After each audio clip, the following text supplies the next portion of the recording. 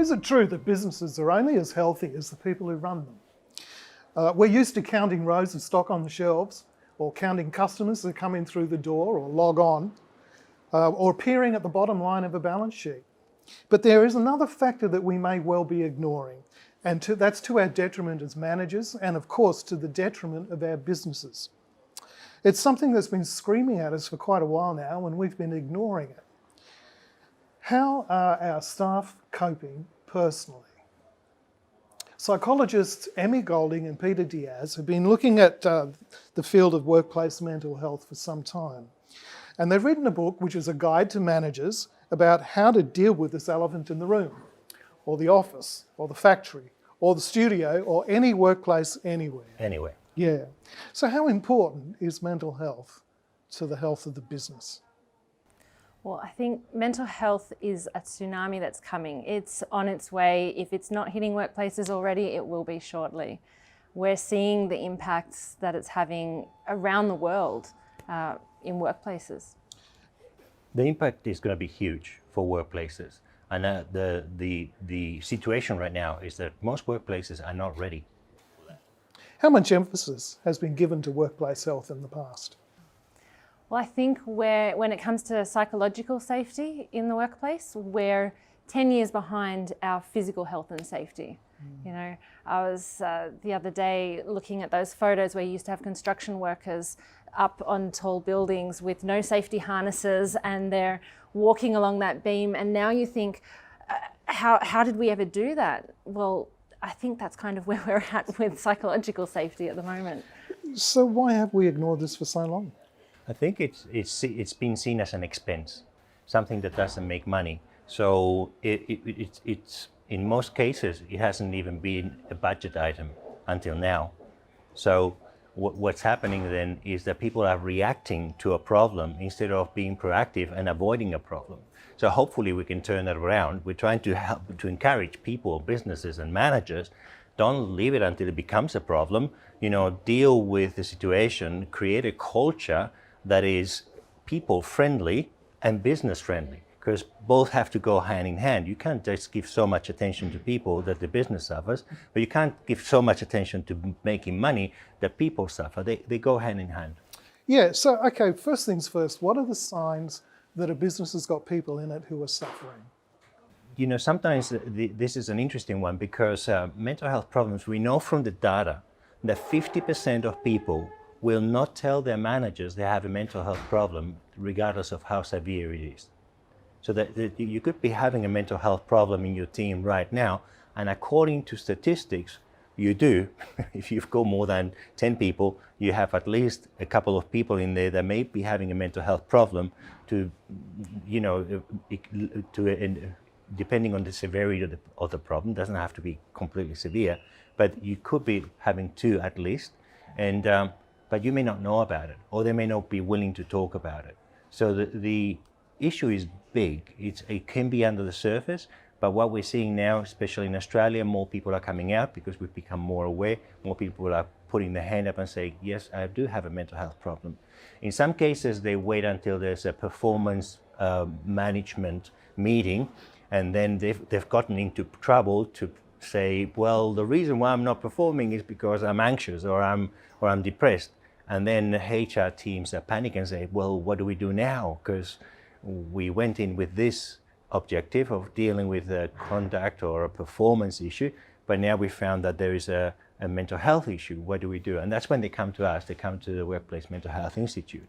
And that's why we wrote the book Mental Wealth, you know, to help managers have a good balance between helping people and caring for people and making sure they're engaged and also taking care of the business. So Mental Wealth is not really a mental health book. It's a business, it's a leadership book that deals with the mental health aspect of things. Let's tease some of that out. Stress and pressure are a part of any workplace environment, and obviously they're a factor causing mental ill health. But looking at stress and pressure in the workplace, what's the difference between normal stress and abnormal stress? And I'm so glad you raised that, because we can't get rid of all pressure, all challenge in the workplace. You know, we're there to perform, to create, to get things done.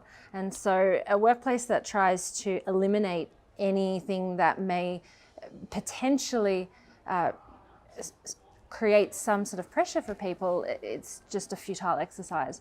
What we instead want to do is build up people so that they are able to take on more and more challenge, so they're able to have those psychological strategies, and there's a whole range of different approaches that people can use, but have those strategies to be able to meet and exceed the demands.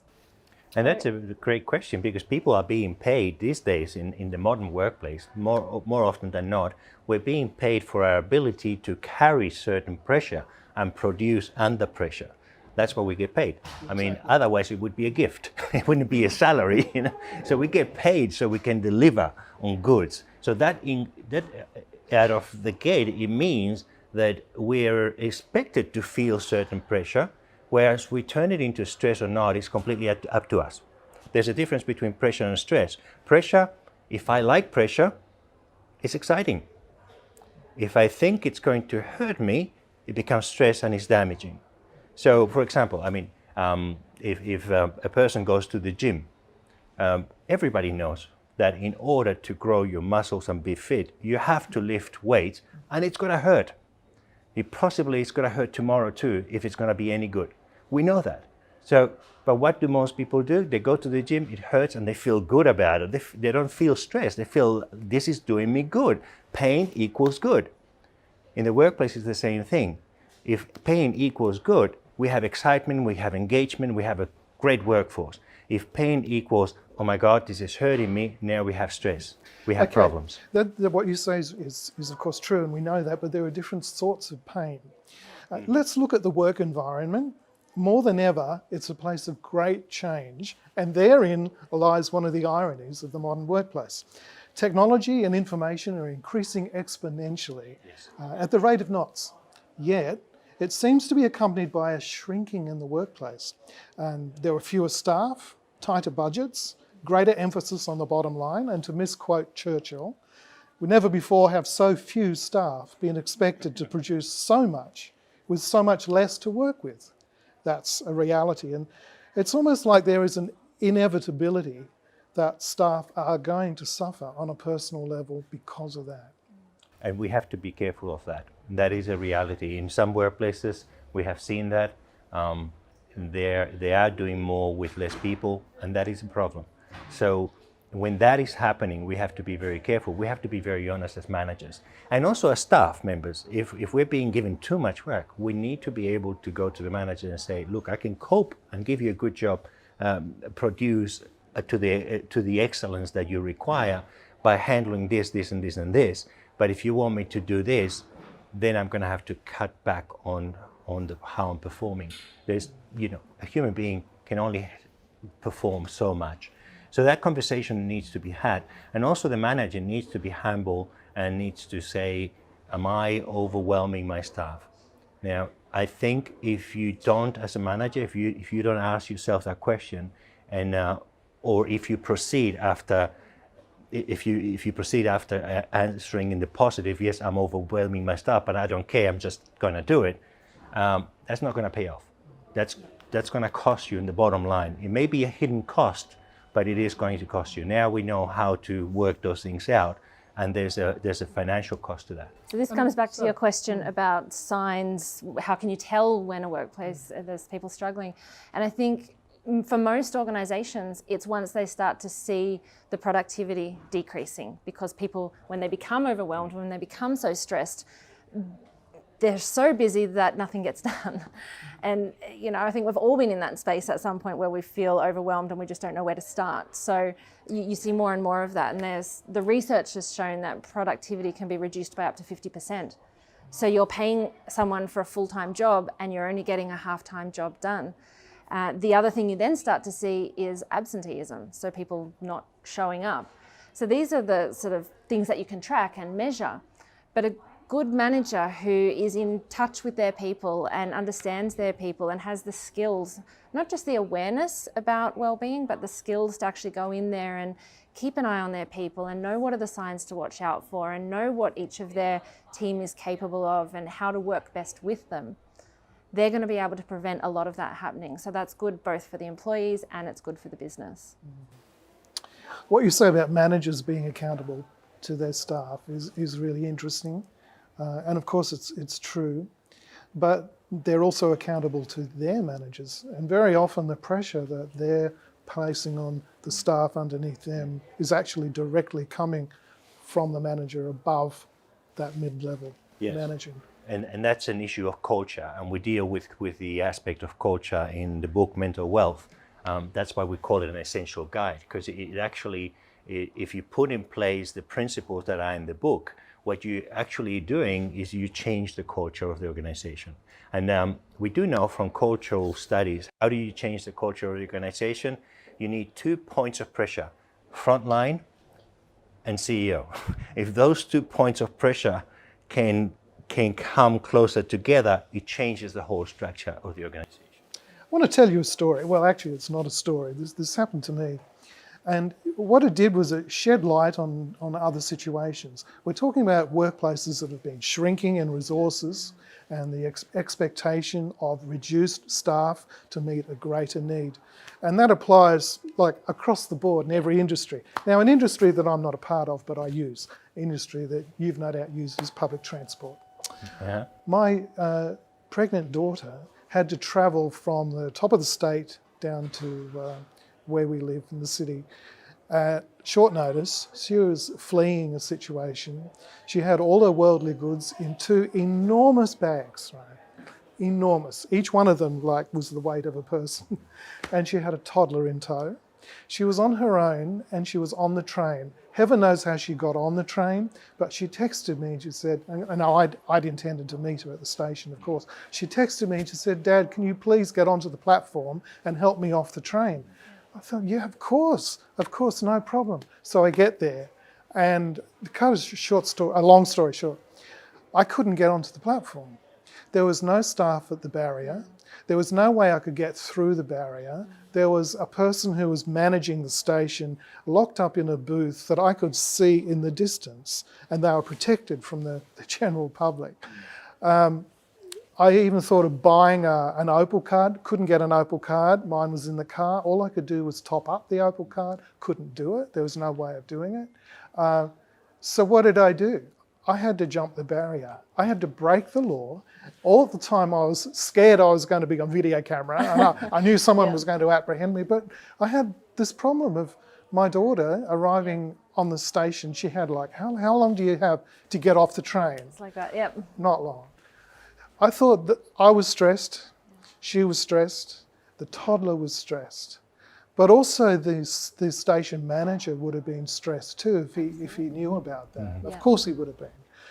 This is one of the unexpected costs of what the economy and our managers are doing to our staff.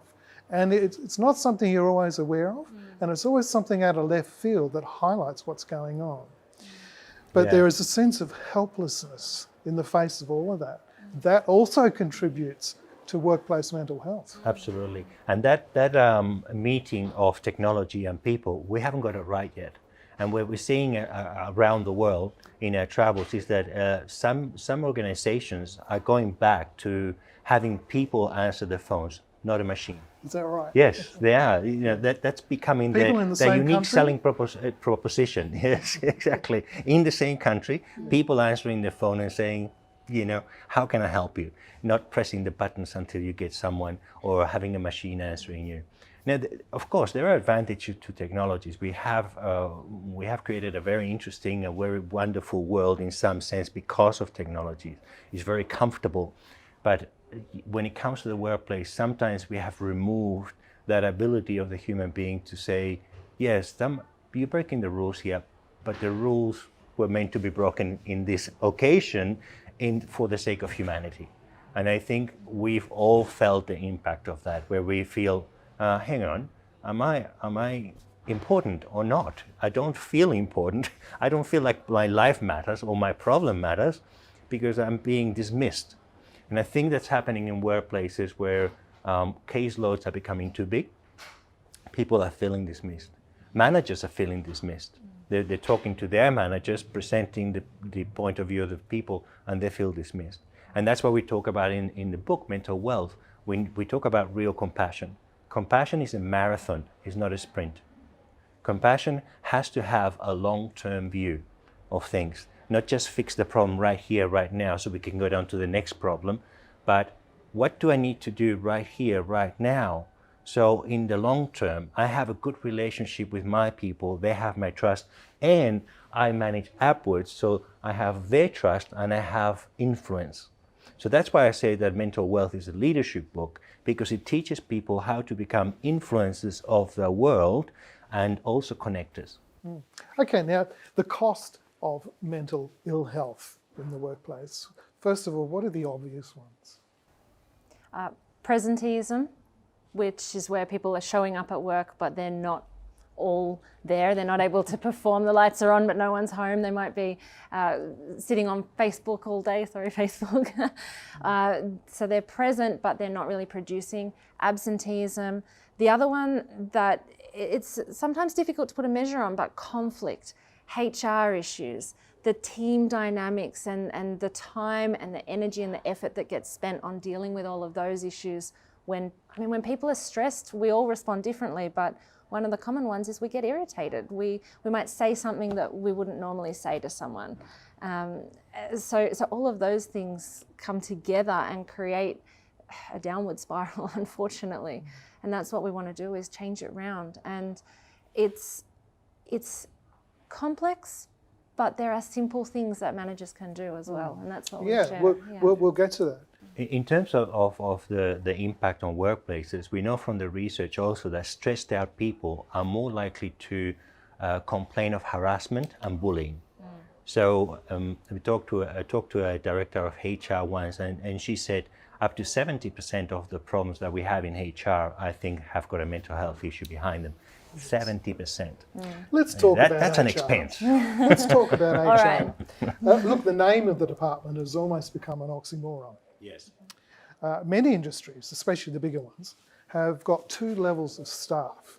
They've got the entrenched and the transient. And over time, HR has become more or less permanently a part of management, dealing with staff coming and going. And a direct result of that is that it ends up looking after the interests not of the staff, but of the company. In other words, looking at how they can minimise the effect of losing somebody or minimising the effect of that disruption. How can we control this? How can we manage this? How can we control our staff and the things that go wrong from day to day? Not what we can do to support the staff and to look into the cause of the problem in many situations. Should we close down HR completely and start again?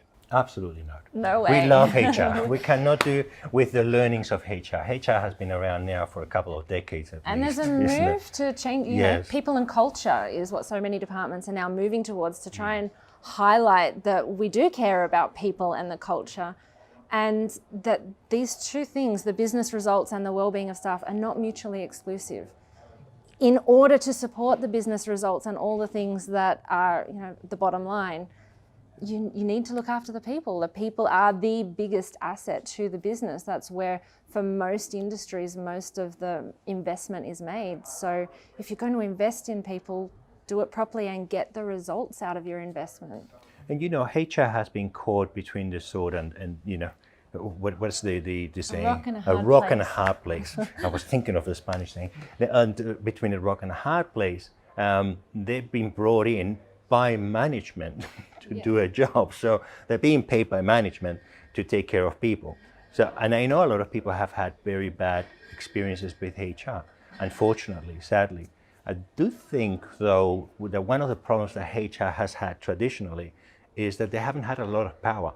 They've been brought out to make things nice, and quieten things down, but no real say or voice when it came to the executive level. What generic situations have you seen where HR has fumbled the ball? Oh, when making, you know, for example, in the area of mental health, you know, most of the people that are our biggest supporters in the industry are HR. and they know the importance of this. They come to the trainings, they go and say, oh my God, I wish everybody got trained. And they go back and they talk to their managers, and because they don't have enough power in the organization, now that's not true in all organizations. In some organizations, they've become really powerful and they're doing really good work. But the majority of workplaces, they don't have the power that they should. Their suggestions are taken on board only as a general suggestion. If we have the money, if we have the budget, we will do it. So it goes nowhere. And that's just the problem that HR has had. And of course, because they've had the job to fire people, people don't like them. But, that's one of the side effects of that. The HR managers that we speak to, the HR directors, they normally can see the whole picture. Of course, and they're the ones who are motivated to want to do better, aren't absolutely, they? because they can see if if the frontline leaders, if the frontline team leaders and supervisors and managers had just a couple of skills under their belt to be able to handle issues early, to be able to lead their teams well, then that would prevent a whole lot of the issues escalating and landing on their desk and having that impact on the business later. So What sort of issues have you seen that have escalated? Look, it's incredible sometimes the things that seem so mundane. Someone said something that I didn't like. Yeah. And then it snowballs. If a manager's not equipped with the skills to be able to handle those sorts of situations well, then it snowballs and it becomes, now I'm stressed and I need 3 days off or 3 weeks off. Or, some of the organisations that we work with have been paying staff for months, even years, and the staff haven't been at work for months or years. They're on paid leave because we just don't know what to do, and this person's had a conflict in the workplace, for example, or they've had a situation and they don't know what to do. Managers are really in a difficult position because they want to do right by the person, they want to do right by the business. There's no clear-cut guidelines as to, well, I know I've got to look after people, but what do I do? And so that's where the book comes in. One of the interesting ones that I remember from years ago, a staff member came into a workplace and she decided that the way the workplace was arranged didn't feel comfortable to her, and then she brought HR on board to change the physical distribution of the desks and everything. And in order to keep her happy, they had to change everything around. We're not always the most reasonable people, and we're not the nicest people simply because we're not management. And I think that's one important thing we all need to be humble, and we all have the capacity to be a bit of a diva from time to time. And when we're in that space, we're not nice. Whether we're in HR, management, or frontline, and this is what mental health is about. Mental health is about, look, we're human. We all can spit the dummy from time to time. How are we going to handle each other when one of us does spit the dummy? And it's going to happen. And I think that works better than if we expect people to never do something wrong. Of course, HR has done something wrong. Is everybody in HR beautiful people? The majority are, but not all of them. Psychopaths are everywhere. But that is also true of frontline staff. Psychopaths are in there too. We know that about 3 to 4% of the population have got psychopathic traits. But generally speaking, HR, the people that, from our experience, are beautiful people. They don't have enough of a voice, and I'm hoping that in the future they get more of a voice because they have a good understanding of what makes people tick. There's another elephant in the room, and you raise it in your book. Another one. Suicide in the workplace. Yes. There was a scene in a very famous movie called Network by Sidney Lumet, and had the Australian actor Peter Finch, and he said very famously, "I'm mad as hell, and I'm not going to take it anymore." And that became a catch cry. And it was a huge speech in depth and length and emotional commitment, and his ability as an actor it was on show. He did it in one take. They started to do a second take, but they had to abandon it because he had heart problems. He was getting too worked up. He had very serious heart problems, and there he was at work overextending his physical abilities. So thankfully they stopped shooting. he ended up getting an Academy Award for that one take, but he got it posthumously. You could go on and talk about the astounding irony of that particular workplace situation. Or you could talk about Apocalypse Now, where Martin Sheen, legendarily, his character went mad at the end of the movie, and he got accolades and awards for it. But during the shooting of that, they had to cart him off to hospital. Of course, in Network, the character shoots himself live on camera, which was considered overstating things a little bit by all the critics at the time, and it was considered a black comedy until years later that very thing actually happened. And Sidney Lumet and Paddy Chayefsky famously said at the time, "This is not satire, this is real life." In your book, you have this amazing figure saying that somebody takes their own life every 40 seconds around the world. That's an astounding statistic, and whether it's 40 seconds or 40 minutes or once every 40 days, you can't close the door after the horse is bolted. It's a classic case of too little too soon. So what sort of research has been done about suicide in the workplace? The research on suicide in the workplace continues. A Victorian study found that about 17% of the suicides in that state, 17% were due to problems in workplace. So that's still very high. I mean, suicide every 40 seconds around the world is huge. Yet 75% to 80% of those are men. So we have a huge problem with suicide and male suicide. And you know, one suicide is too many regardless of gender. But what can we do in the workplace? Obviously people are not happy. You know, that is something that we get from people. They're not satisfied in the workplace. And one of the reasons why they're not satisfied is because they're not connecting with the purpose of their workplace and the workplace, the purpose of their lives. And a person without purpose, it's like a ship without a rudder. It's aimless. It's not going anywhere. And to be aimless for a human being is not a good thing. Workplace is actually good for your mental health. You know, that's the irony.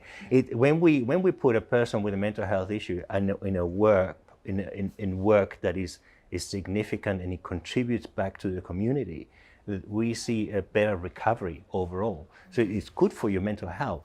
And yet, if you don't manage to connect to the values and the vision of the workplace in your team, then you remain disengaged. And that's when the danger starts, because suicide doesn't happen in community, it happens in isolation.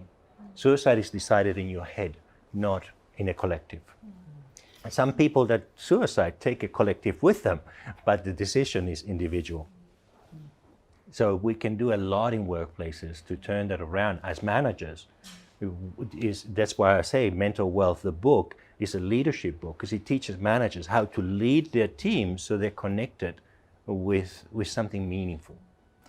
One of the things that I see in talking with so many organizations is that sometimes there can be the attitude like, if people have personal problems, they should leave that at home. And if someone takes their life, well, it wasn't our fault and it wasn't our responsibility. And that's right. Ultimately, you know, people take actions themselves. Having said that, there's still an impact on the business. So when we go around and deliver training internationally, one of the questions we'll often ask is, you know, just for a show of hands, how many people know someone who has taken their life? And you'll normally get 75, 80% of the room say, yes, I know someone. And yet it's something we don't talk about every day. So not just the person who's taken their life, but all of their colleagues are going to be impacted as well. So it's quite common for us to hear from organizations who perhaps have delayed, you know, doing anything in the space of mental health, and then they contact us and say, oh, we wish we'd come to you sooner, because now we've had to shut down operations for days, weeks, months sometimes, because everybody's reacting to this incident that's happened, you know, and we don't know, we're out of our depth. We don't know really how to handle this, you know. We like to keep our boxes of work is here and home is separate, but in reality, people aren't like that. They do, they impact on each other. So we've got to look at the whole person, the whole employee. And it's not just frontline, it can be very high level people as well. Yeah, and that are talking about an struggling. employee, Yeah. just every single individual, how much responsibility do they have to take? Do we have to take as people for our own workplace mental health? 100%. I believe that no one cares about your life as much as you do, period. Now, are there caring people around us that we can connect with and they can help us? Absolutely, they're there. Do they care 100% about your life? They do, but they can only care as much as you let them. So that's an important thing. I see a lot of emphasis on stopping suicide. I think that's the wrong focus. What we need to focus is, how do we connect with people? How do we make people happy? So happy they don't want to die. People just want to die because they're not happy. Suicide is a symptom, it's not a problem. It's a very fatal symptom. But the problem is people are not happy. Connected people, happy people don't want to kill themselves. So that's why we're going to go back. We've got to go back to the basics. And this is why I like workplaces. Workplaces, sure, they're artificial. We come together in an artificial way, but they're highly social workplaces. In some workplaces, I've seen them operate almost like a family. They can't wait to go to work. I've seen most workplaces that doesn't happen. But in some teams, they love each other. They're there for each other. They've got each other's back. And how do you create that? And yet that's also always changing as well, because there will be that group dynamic will shift and people will come and people will leave, and then that can... And it's up to the manager to sustain that, to know how to talk to people, to know when to talk to people, to know what to say, to what not to say, what to do, because sometimes people won't talk, but they'll do. Okay, so how much can a workplace actually support a team member who's suffering mental health? How far can they go? Yeah, that's a good question, and that's one that a lot of the managers have as well. And it's really important that they know the limits of their capability as well. We're not upskilling people to be counsellors or psychologists or therapists or anything like that. Even though some of them might like to go that far, we can see that can be counterproductive as well. So it's really important they know where that line is. And that's things like identifying it in the first place, as a human being, one person to another, having a conversation and showing care, showing compassion, as you spoke about earlier, showing empathy, sharing information about, what are some of the options, because it's not just a one-size-fits-all solution when it comes to mental health. Everyone's situation is so completely different. What works for one person may not work for someone else. So managers need to be really careful that they're not giving advice or what worked for me, but that they're opening up a conversation and allowing the person to go and get the support they need from wherever they need it. That they're on the side as a go-to person if there's anything here in the workplace that I may be able to assist with. Can't promise the world, I can't do everything, but I'm here and we'll talk about it, and let's keep that line of communication open. And it's amazing what people are able to do when we feel supported. Just to know someone's got our back. Sometimes that's all that is needed, for that little bit extra energy. And that's what we're talking about sometimes, that energy to climb out of a hole. And sometimes, guess what? Once they find out that somebody has got their back, they find out there was no hole to begin with. They just had this idea in their head. That's what we find with conflict. When people get to talk to each other, they realize, oh, so you didn't mean that. Oh, right, okay, so I've wasted 2 days of my life making this huge problem in my head that has disappeared by a 2-minute conversation. So we teach people how to have that conversation in the book as well.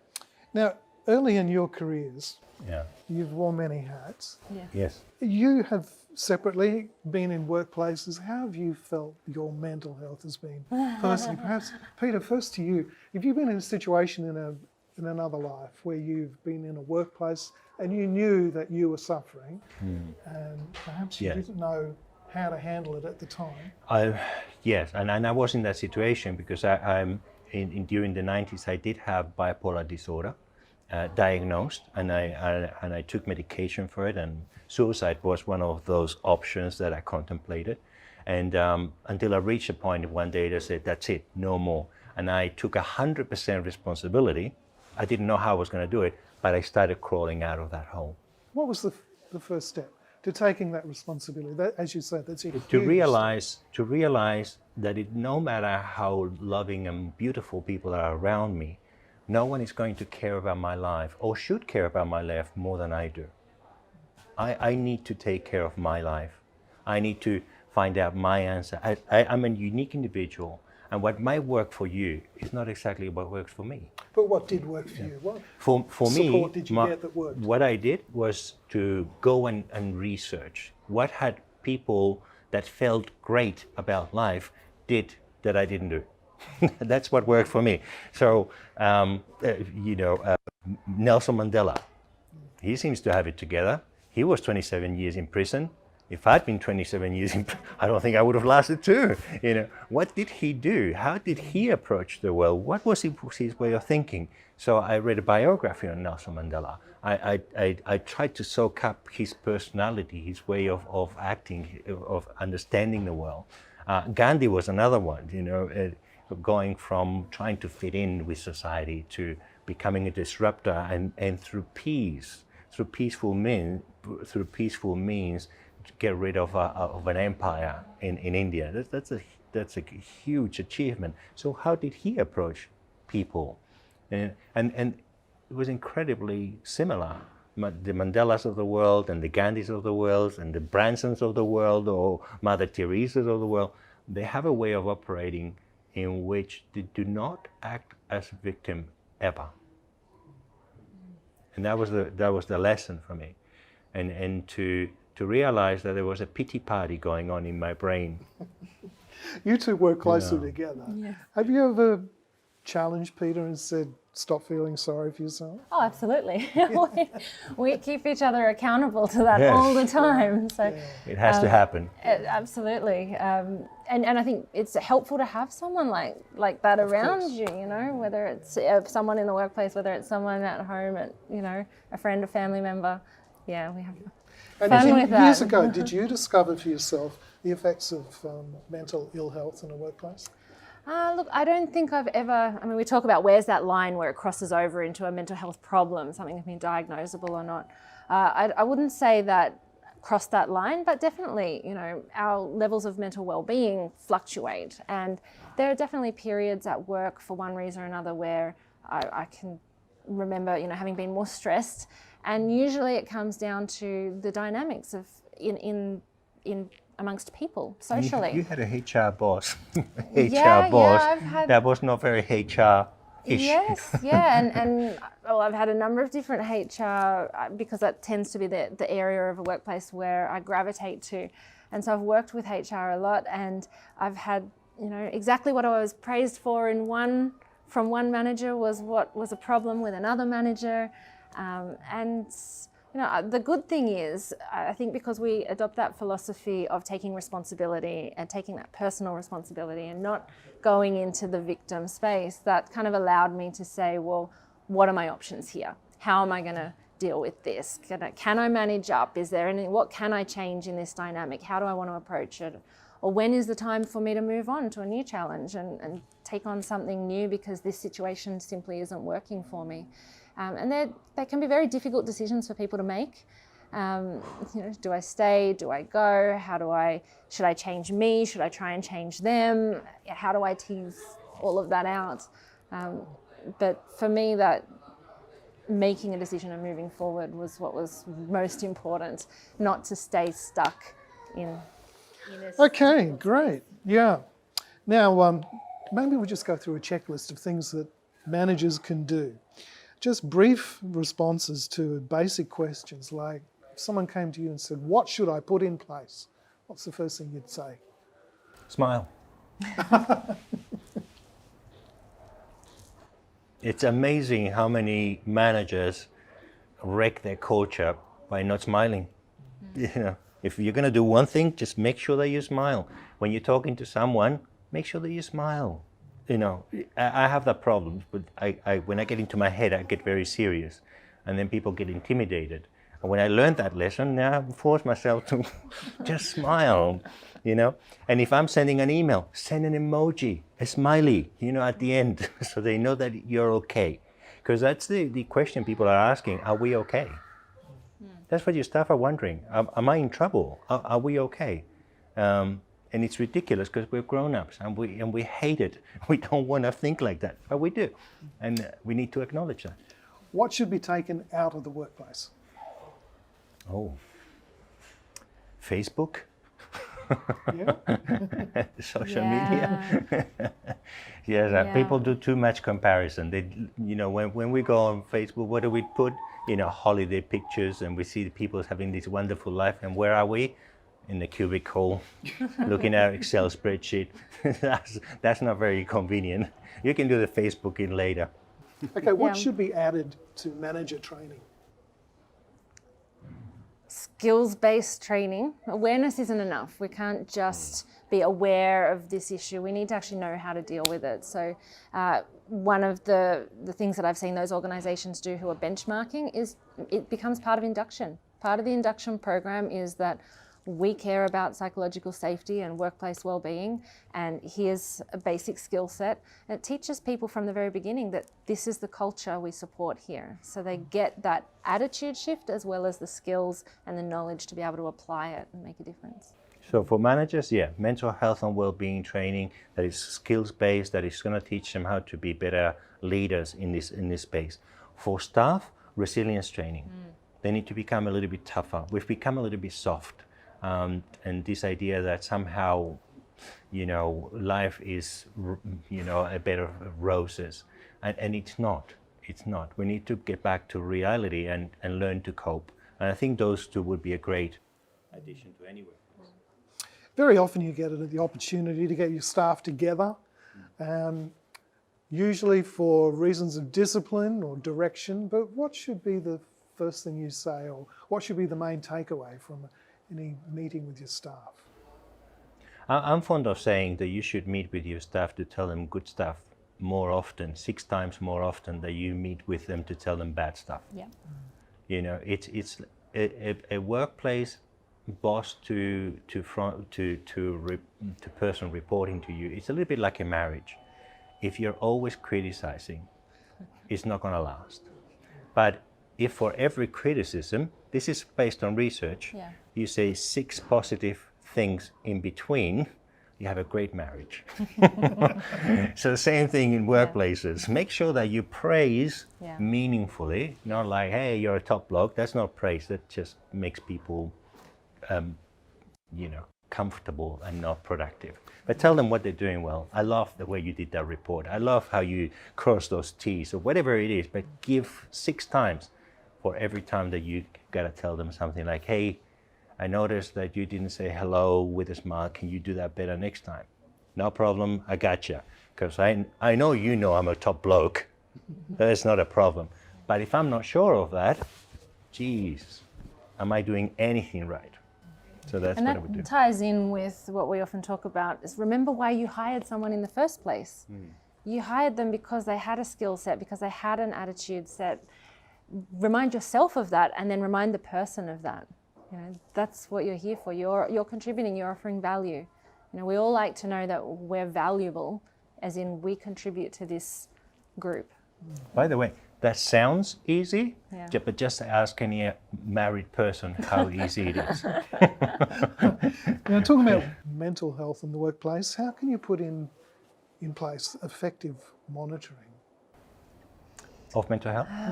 That's a double-edged sword, because as soon as you start asking people to rate how well am I feeling today, for example, and I've seen some try to do it with good intentions, it forces the person to look inwards and look for problems.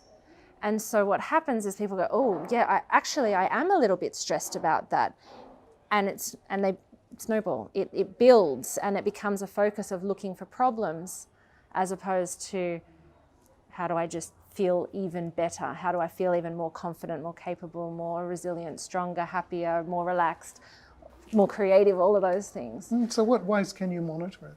I think less is more sometimes. You do want to take the pulse of the organisation, and you can do we recommend sort of an annual basis, having some kind of survey that covers on a number of different topics, but mental health wellbeing should be just one of them. And it needs to be worded very, very carefully so that you're not creating problems, that you're getting a sense of where things are at. So you can make sure your activities that you're implementing are making a difference as well. And how can you do it without being intrusive? Well, the Or do you have to online- intrude? We do have an online assessment for organizations that can be done, that is worded in such a way where we get a true picture, not making matters worse. And that, how we avoid that being intrusive is by making it highly private. So we get the results and we don't know who said what. It's just gone out to the Completely whole anonymous. workplace. So it's completely anonymous, and that gives organizations a true picture of where things are at.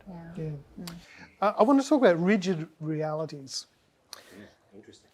You see, staff, in the face of the problems that we all face in the workplace, staff can end up becoming malleable and flexible, but maybe in the wrong ways. You know, they start too early, they finish too late, they take on too much, they do stuff that's out of their area because it needs doing. How can we encourage staff not to be malleable in the wrong ways? I think it's about, again, recognising diversity in terms of our work preferences and our personality styles as well. So we talk about this amongst us, you know. I tend to be an on or off person, whereas Peter's 24/7, the brain's going, thinking. So for some people, if they're enjoying what they do, then long hours is not a problem, you know, because that's what they throw themselves into. For other people, work where it is just a small part of their life, and so it has its place amongst other things that are important to them in their life as well. So I think respecting that diversity, that everybody's different, and again, knowing your people, figuring out what works for you. How do you monitor yourself and know when, all right, I've probably bitten off a bit more than I can chew here. What am I going to do? How do I pull it back? Who do I need to speak to? Do I just chew faster for now? And mental note, don't do that next time. Learn to say no. Again, it's not one size fits all. Yeah. Okay, what can we do? What should we do if we become aware of a team member who is suffering? Talk to them. Yeah. Yeah, raise it with them. Ask that question, are we okay? Not are you okay, but are we okay? You want to find out if, and you can tell them, have I done something that has upset you, or have I done something unknowingly, obviously, that has, you know, caused some problems for you? And in most cases, you will find out that the person will come back, no, he's fine, he's got nothing to do with you. And it's like a weight has lifted off them, because they know that you're onto something. And you can continue, you can say, look, the reason why I ask is because you normally are really chatty in meetings, and you know, the last week I haven't heard you, you've been in the corner, very quiet, and I feel that we're missing out on your wisdom that you contribute to the team. So be very specific as to what you have seen or what you have heard directly from them. And what if it's not, I'm sorry, what if it's not a broken relationship, but it's just an observation of somebody's situation? Do you approach it with them? What if they're not receiving that? Look, they may not want to talk about it. Yeah. And so do you go fine. to a manager? I always think it's best to respect that person's privacy. You know, if they don't want to talk about it, that's fine. And they have every right to keep it to themselves. But more often than not, people will share a little bit of something. But even if they don't, just the fact that you've raised it, that you've asked, that you've shown that you notice them, that you care, that in itself can make a huge difference for the person. That could be the thing that spurs them to say, all right, I'm going to go and get some external help with this. Or it's enough to know that there are people around me who do care, and I don't want to tell them all the nitty-gritty details of what's going on for me, but at least I know they're there. This could be also a good time to tell them, look, and remind them what you find special about them. Because if a person is suffering, I can guarantee 100% of the time there's a very bad self-talk happening.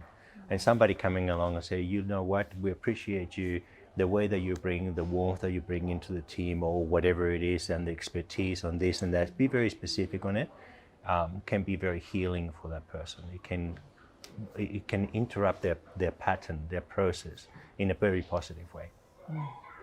So at the end of the day, how do we encourage people to actually deal with the things that they can't change? Look, I think sometimes we become too rigid on the things that we can't change.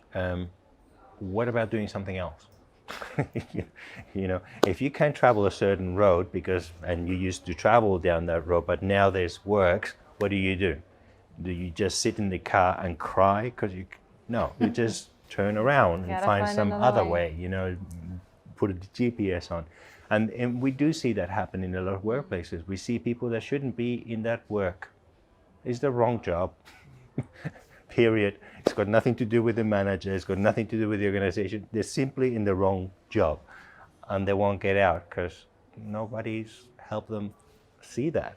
You know, I've seen artists that should be accountants, and accountants that should be artists, and they won't be happy until that happens. So yes, it's important as individuals in this environment of change that we learn to change quickly too.